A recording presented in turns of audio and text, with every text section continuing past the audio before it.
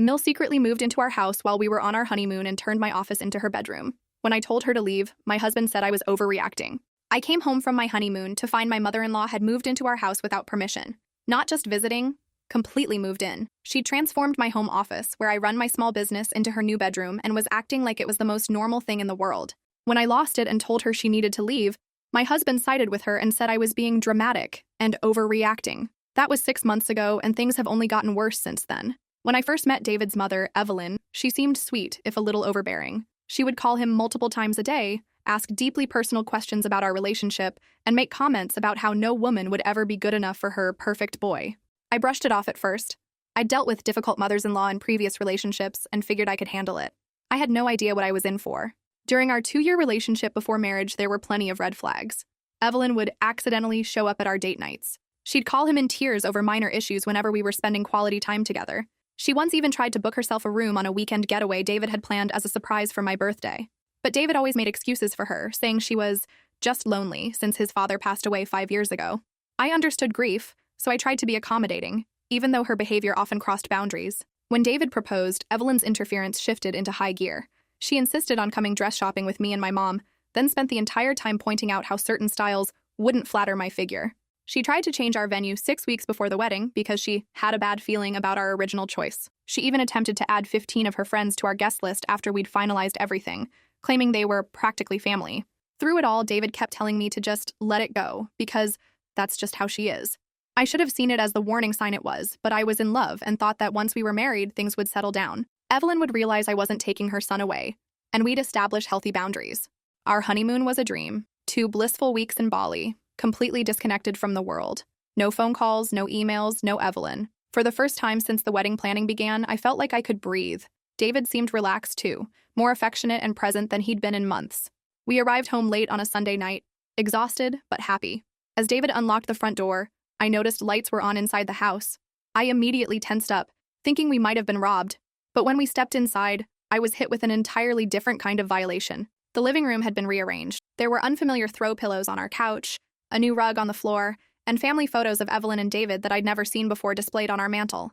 My framed wedding photos had been moved to a corner shelf. "What the hell?" I whispered, looking around in confusion. Before David could respond, Evelyn appeared from the kitchen, wearing a bathrobe and slippers, a mug of tea in her hand. "Welcome home, lovebirds," she exclaimed, arms outstretched. "I've been counting down the days. How was the trip? You're both so tan." I stood frozen in shock while David stepped forward to hug his mother.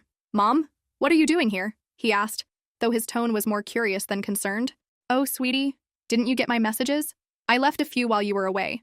My condo is being renovated. Terrible mold problem in the walls. Very unsafe. So I needed somewhere to stay. I knew you two wouldn't mind, especially since you weren't even here." She laughed as if it was the most reasonable explanation in the world. "We turned our phones off during the trip," David said, still not grasping the severity of the situation. "But, how did you get in?" "I used your emergency key, the one you keep at my place," she said breezily. "Now, are you hungry? I made a pot roast. Your favorite, David. It's still warm." I finally found my voice. "Evelyn, how long are you planning to stay?" She waved her hand dismissively. "Oh, don't worry about that now. The contractor said it could be 6 to 8 weeks, maybe more. But I've made myself quite comfortable.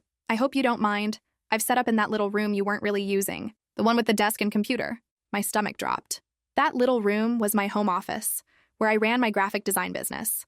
It was the only space in our modest 3-bedroom house that was exclusively mine. David had the garage for his woodworking, we shared the master bedroom, and the 3rd bedroom was set up as a guest room. Without waiting for a response, I walked down the hall to what had been my office. The door was open, and what I saw made me feel physically ill. My desk had been shoved against a wall, my computer unplugged and pushed to the side. My filing cabinets were now draped with scarves and being used as nightstands. A rollaway bed occupied the center of the room, covered in floral bedding I'd never seen before.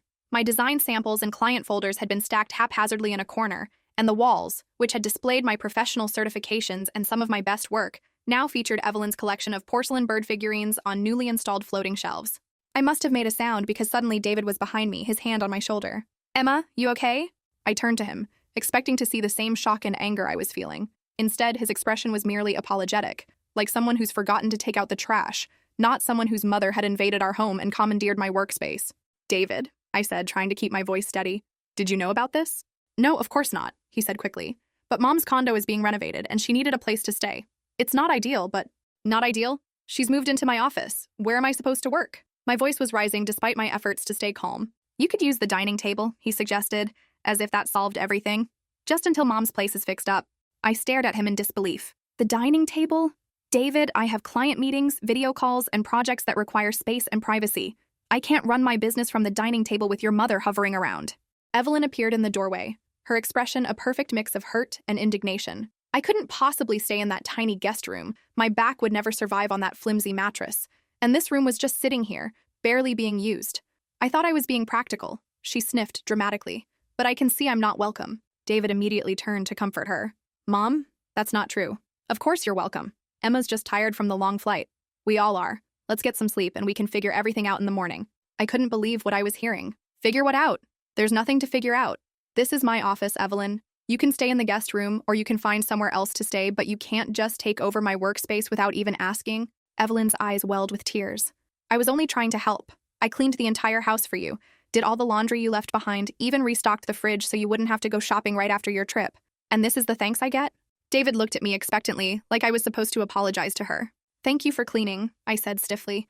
But that doesn't give you the right to move in without asking and reorganize our home, especially my workspace. Emma, David said in a warning tone, can we talk about this privately? He pulled me into our bedroom and closed the door. What's wrong with you? She's just trying to help, and she needs a place to stay. It's only for a couple of months. What's wrong with me? She broke into our house, moved in without asking, and took over my office. How am I supposed to work? And why aren't you upset about this? She didn't break in. She used the emergency key. And it's not like she's a stranger. She's my mother. She's family. What was she supposed to do? Stay in a hotel for 2 months? Yes. Or ask us first, or stay with a friend, or literally anything other than moving into our house while we were on our honeymoon and rearranging everything without permission. I was nearly shouting now. You're overreacting, he said dismissively. It's not a big deal. Just use the dining table for a few weeks until we figure something else out. I'm not overreacting, David. This is a massive violation of our boundaries and my workspace. I need you to back me up on this.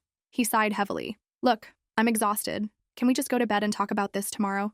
Mom's been through a lot with the condo situation, and I don't want to upset her more by kicking her out tonight. I knew I wasn't going to win this argument in my current state. Jet-lagged, shocked, and increasingly angry. Fine, but this conversation isn't over. That night, I barely slept. I kept thinking about my displaced office, about the casual way Evelyn had taken over our home, and most disturbingly, about how quickly David had dismissed my concerns. The next morning, I got up early and went to assess the damage to my office in daylight. It was even worse than I'd thought. She hadn't just moved things. She'd unpacked all of her clothes into my filing cabinets, hung her jewelry on my desk lamp, and even set up a vanity using my desk. My expensive ergonomic chair was now draped with her scarves and jewelry. I heard footsteps behind me and turned, expecting to see David. Instead, there was Evelyn, already dressed and looking far too chipper for 7 a.m. Good morning, dear. I'm making David's favorite breakfast, Belgian waffles with fresh berries. Do you prefer coffee or tea in the morning? I ignored her question. Evelyn, we need to talk about this arrangement. This room is my office. I run my business from here. I have client calls starting tomorrow, and I need my space back. Her smile remained fixed, but her eyes hardened. I understand you're used to having things your way, Emma, but sometimes we need to make sacrifices for family. David told me how supportive you've always been, and I just know you'll handle this little inconvenience with grace. She patted my arm condescendingly before sweeping past me toward the kitchen. I stood there, seething. Little inconvenience? This was my livelihood she was treating like a hobby. I followed her to the kitchen, determined to make my position clear, but David was already there, helping her with breakfast preparations, both of them laughing about some inside joke. David, can I talk to you for a minute, alone? I asked. He looked annoyed at the interruption, but followed me to the living room. What now, Emma? Mom's making breakfast. I need my office back, today. This isn't negotiable. His expression hardened. You're being unreasonable. Mom's condo is being completely gutted because of black mold. She has nowhere else to go. And it's not like you can't work from the dining table. That's not the point. She moved in without asking, took over my workspace, and rearranged our home without permission. And instead of backing me up, you're acting like I'm the problem. Because you are the problem right now. Mom needed help, and you're being selfish. It's just a room, Emma. Get over it. I felt like I'd been slapped. Just a room? It's my office, David. It's where I make my living. And this isn't just about the office. It's about your mother overstepping every boundary and you letting her. What boundaries? She's my mother, for God's sake. There shouldn't be boundaries with family. And there it was. The fundamental disconnect. In David's mind, family meant no limits. No need for respect or permission. But that wasn't how I saw it. Family or not, everyone deserves basic courtesy and respect for their space and autonomy. I'm going out, I said, grabbing my purse and keys. I need some air. What about breakfast? He called after me. I'm not hungry. I drove around aimlessly for a while, trying to sort through my thoughts. Was I overreacting? Was it unreasonable to be upset about Evelyn moving in without permission? About her taking over my workspace? About David dismissing my concerns so completely? No, I decided. I wasn't being unreasonable. This was a major boundary violation, and David's response was deeply concerning. I called my best friend Mia and arranged to meet her for coffee. I needed an outside perspective from someone who knew me well. Mia listened to my story with growing disbelief. She did what? She exclaimed when I finished. And David is defending her? Oh, honey, this is not okay. Not even a little bit. So I'm not overreacting? Absolutely not. She invaded your home, took over your workspace, and is acting like she's done you a favor. And David is gaslighting you by making you think you're the problem. This is massive red flag territory, Emma. I felt a rush of relief at being validated. What should I do? David thinks I'm being selfish and unreasonable? Stand your ground. Tell both of them that this situation is unacceptable. Your mother-in-law can stay in the guest room as originally intended, or she can find alternate arrangements. And David needs to understand that his loyalty should be to you, his wife, not to his mother's unreasonable demands. Armed with renewed confidence, I returned home to find David and his mother cozied up on the couch watching old family videos. My absence at breakfast hadn't seemed to bother them at all. David, can we talk? I asked again. It's important. He sighed dramatically but followed me to our bedroom. I decided to take a different approach this time. I understand that your mom needs a place to stay, and I'm not opposed to helping her.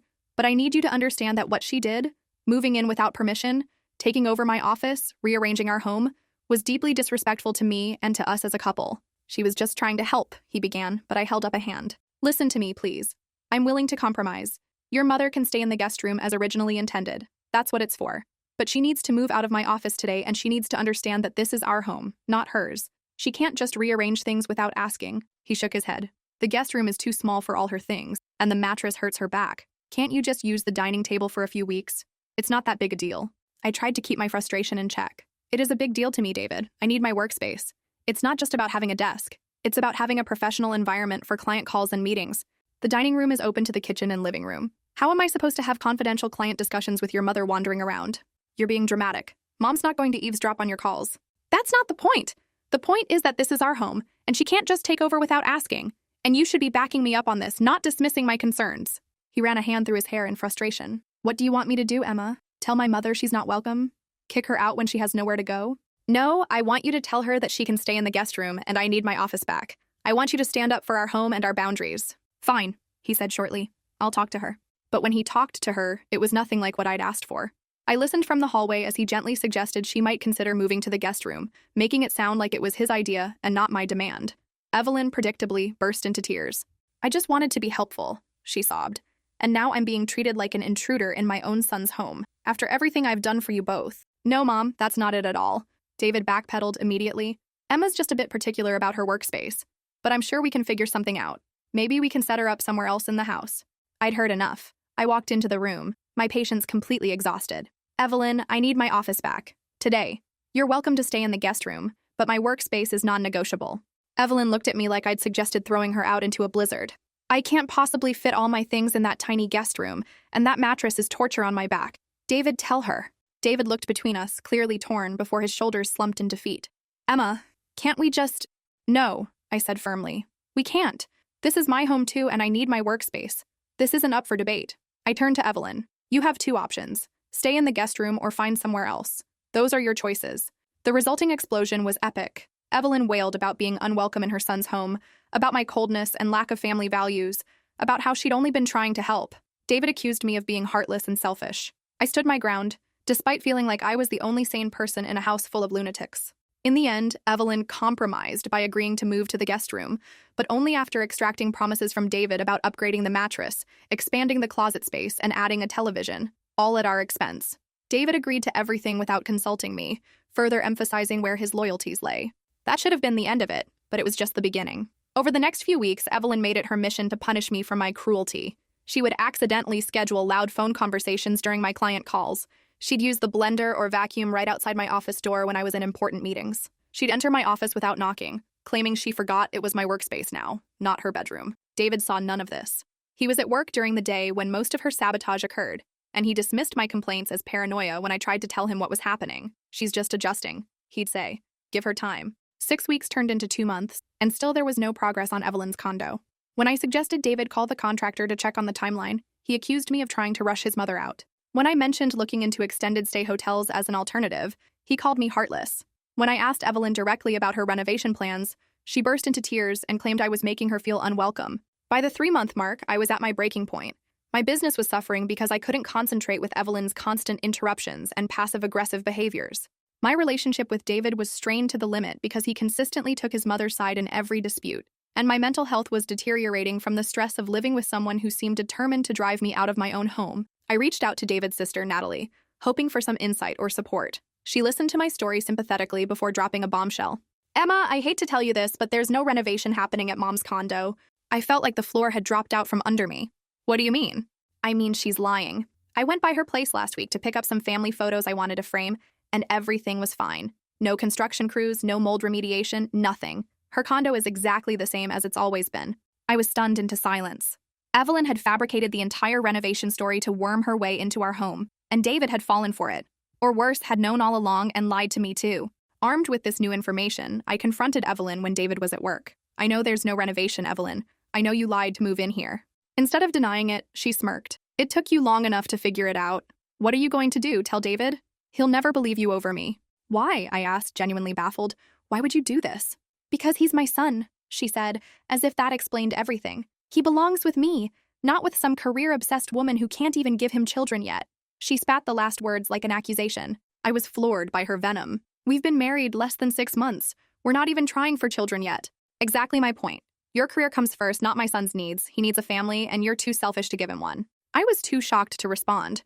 I simply walked away, locked myself in my office, and called Natalie again. She agreed to come over immediately, bringing photos she'd taken of Evelyn's perfectly intact condo as proof. When David came home that evening, he found me, Natalie, and Evelyn in a standoff in the living room. "What's going on?" he asked, looking between us in confusion. "Your mother lied," I said bluntly. "There's no renovation, there's no mold. Her condo is fine. Natalie has the pictures to prove it." David looked at his sister, who nodded grimly and showed him the photos on her phone. "I'm sorry, David, but it's true. Mom's place is exactly the same as it's always been." David stared at the photos, then at his mother. "Mom, is this true?" Evelyn's face crumpled. "I just wanted to be close to you," she sobbed. "I've been so lonely since your father died, and then you got married and moved away from me." "We moved 20 minutes away, not to another country," I interjected, unable to contain myself. "And I just wanted to be part of your life," Evelyn continued as if I hadn't spoken. "Is that so wrong? For a mother to want to be near her only son?" David's expression softened immediately. "Of course not, Mom, but you didn't have to lie about it." "I knew she wouldn't let me stay otherwise," Evelyn said, pointing at me accusingly. "She's been trying to come between us from the beginning." I couldn't believe what I was hearing. "Are you serious right now? I'm not trying to come between you. I'm trying to maintain some basic boundaries. You moved into our home without asking, took over my workspace, lied about why you needed to stay, and have been deliberately sabotaging my work for months. And somehow I'm the villain here?" David looked torn, but it was clear which way he was leaning. "Emma, I know Mom shouldn't have lied, but try to understand." "No," I cut him off. "I've been understanding for months. I've compromised and accommodated and bent over backward to make this work. But I'm done. Evelyn needs to leave. Today. You can't just throw my mother out on the street. She has a perfectly good condo to go back to. That's the whole point." Natalie, who had been quiet until now, stepped in. "David, Emma's right. Mom needs to go home. This isn't healthy for anyone." David looked betrayed. "You're taking her side? Against our own mother?" "I'm not taking sides," Natalie said calmly. "I'm pointing out that Mom lied to manipulate her way into your home, and that's not okay. She has a home to go back to. She'll be fine." In the end, Evelyn agreed to leave, but not before extracting a promise from David that he would visit her every Sunday for dinner, without me. David agreed without hesitation, another knife to my heart. After Evelyn left, taking far longer to pack than should have been necessary, David and I had the fight to end all fights. He accused me of being cold, unfeeling, and disrespectful to his mother. I accused him of being manipulated, blind to his mother's interference, and failing as a husband to stand by me. "If you had just been more accommodating," he began. "No," I cut him off. "Don't you dare put this on me. Your mother lied to move in here without permission, took over my workspace, and deliberately tried to come between us. And you let her. You defended her at every turn, even when she was clearly in the wrong. She's my mother. And I'm your wife, the person you promised to put first, to build a life with. But at the first test of that commitment, you chose her over me without hesitation." He had no response to that because we both knew it was true. It's been 3 months since Evelyn moved out, and things are still strained between David and me. He goes to his mother's for dinner every Sunday as promised and comes back distant and cold. Sometimes I catch him looking at me resentfully, as if I'm the one who caused all this trouble by not simply accepting his mother's invasion of our home and life. We've started marriage counseling, but I'm not sure it's helping. David says all the right things in therapy, but at home he still acts as if I've done something unforgivable by insisting on basic boundaries with his mother. Last week, I came home to find Evelyn in our kitchen, cooking dinner as if she belonged there. When I asked what she was doing, David explained that he'd given her a key for emergencies. The fact that he hadn't even consulted me before giving her access to our home again spoke volumes about how little he'd learned from this whole ordeal. I don't know where we go from here.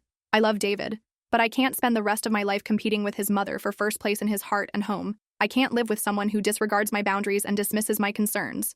And I definitely can't trust either of them after the way they've behaved. Tonight, when David returns from his Sunday dinner with Evelyn, I'm going to tell him that I'm considering a trial separation. I've already spoken to a lawyer about my options, and I've found a short-term rental where I can stay while we figure out our next steps. It breaks my heart to think about leaving, but I can't continue like this. Not when it's clear that in David's mind, I will always come second to his mother. I just wish I'd seen the truth about their relationship before I said I do. Maybe then I could have saved us both a lot of heartache. Update. It's been a month since I moved out, and surprisingly, being away from David and the constant shadow of Evelyn has provided some much-needed clarity. David was shocked when I told him I was leaving. He genuinely didn't understand why I was still making such a big deal about his mother's behavior. His blindness to the problem only reinforced my decision. The first week was hard. David called and texted constantly, alternating between anger, "I can't believe you're doing this to us," guilt-tripping, "Mom is devastated that she's caused problems in our marriage," and half-hearted apologies, "I'm sorry if you felt disrespected." Notice that none of these messages actually acknowledged the real issue or took responsibility for his part in it. By week 2, his messages changed. He started to ask questions, real questions, about why I felt so strongly about his mother's actions. I think our marriage counselor may have helped him see that dismissing my feelings wasn't going to fix anything. For the first time, he seemed genuinely willing to listen. In our third therapy session after my move, David had what our counselor called a breakthrough moment. He admitted that he'd always struggled to set boundaries with his mother, even before his father died. He shared stories from his childhood, how his mother would read his journal without permission, how she'd inserted herself into his friendships and relationships, how she'd guilt-trip him when he tried to establish independence. He started to see patterns that had been invisible to him before.